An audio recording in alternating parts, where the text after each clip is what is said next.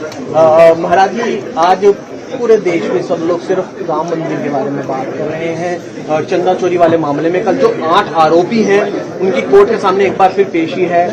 सब लोग आपको मानते हैं, किस तरह से देखेंगे पूरे विषय को लेकर? सब लोग चिंताग्रस्त हैं। निसंदेह पूरे देश में नहीं, अभी तो पूरी दुनिया में हर समाज में वेदना है राम जन्मभूमि प्रकरण को लेकर के। पर मुझे लगता है कि मेरे द्वारा आपके माध्यम से मैं दुनिया के उन लोगों को आश्वस्त करना चाहता हूं कि प्रधानमंत्री नरेंद्र मोदी जी के रहते राम जन्मभूमि में जो भी घटना हुई है वो अत्यंत दुखद घटना है और उसमें करोड़ों करोड़ जनमानस की आस्था को ठेस पहुंचा है, चोट पहुंचाई। पर नरेंद्र मोदी जी प्रधानमंत्री जी का, क्योंकि राम जन्मभूमि एक ड्रीम प्रोजेक्ट, उनकी एक प्राथमिकता थी राम जन्मभूमि। तो राम जन्मभूमि प्रकरण में जो घटना हुई है उसमें जो भी दोषी होगा, मेरे नृपेंद्र जी से बात हुई, चंपक राय जी से मेरी बात हुई, दोनों से लगभग नृपेंद्र जी से बात हुई, मुझे 8 दिन हो गए, मैंने बहुत खूब समय तक उनसे बात किया। मुझे लगा कि सब आहत में है और प्रधानमंत्री नरेंद्र मोदी जी के देखरेख में योगी जी के द्वारा जो एसआईटी बनाई गई है उसमें जो भी दोषी पाया जाएगा निसंदेह उसको सजा होगी, वो सजा की भागीदार है और सजा उसको मिलनी चाहिए। मेरा एक मात्र भाव है, माता रामो पिता रामचंद्र स्वामी रामो मत्सखा रामचंद्र सर्वस्व में रामचंद्रो दयालु नान्यम जाने नहीं बचाने। राम हमारे माता पिता है, राम हमारे भ्राता है, राम हमारे सखा है, राम हमारे सर्वस्व है। राम मंदिर के निर्माण से लेकर के, राम मंदिर के आंदोलन से लेकर के जब मुझे होश आया है तब से उस आंदोलन के साथ हम लोग हैं। और जिस दिन उस मंदिर का भव्य निर्माण हुआ, उसका उद्घाटन सत्र था, मुख्य पंक्तियों में हम सब देश के वरिष्ठ महात्मा, देश के वरिष्ठ लोग, या वो मीडिया जगत से हो, उद्योग जगत से हो, या वो कला कृति जगत से हो, या वो सांस्कृतिक जगत से हो, या वो राजनीतिक जगत से हो, सब प्रथम पंक्तियों में लोग बैठे थे।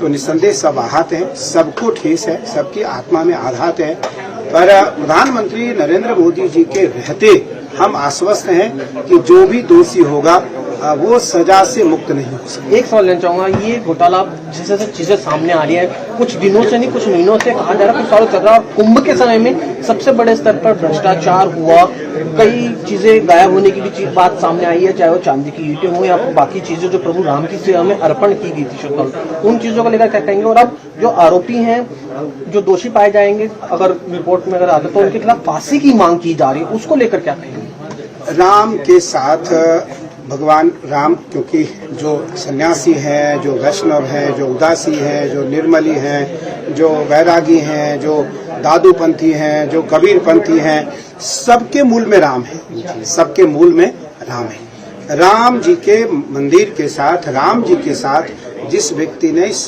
प्रकार से कुकृत्य किया है, निसंदेह वो कठोर से कठोर दंड का अधिकारी है, दंड का भागी है। एक विषय, दूसरा विषय, आज राम जन्मभूमि मंदिर के कारण सारे मंदिर के जो प्रमुख जन हैं, सारे जो बड़े बड़े ट्रस्ट हैं, बड़े बड़े मंदिर हैं, सब सजग हो गए। कहीं मंदिरों में चोरी ना, अगर मंदिर में भी चोरी हुआ तो हम संदेश क्या देंगे? हम लोगों को क्या संदेश देंगे? तो निसंदेह मैं प्रधानमंत्री नरेंद्र मोदी जी के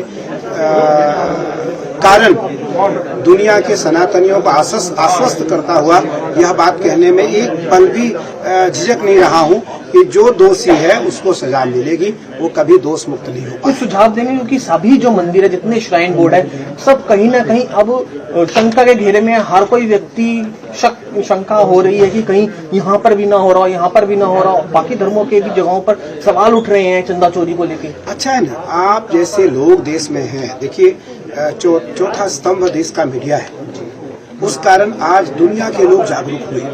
आज सभी अपने अपने मठों में, अपने अपने मंदिरों में बहुत बारीक दृष्टि से ध्यान रखने रखना शुरू किया लोगों ने। तो मुझे लगता है कि कोई ऐसा दुराभाव न हो।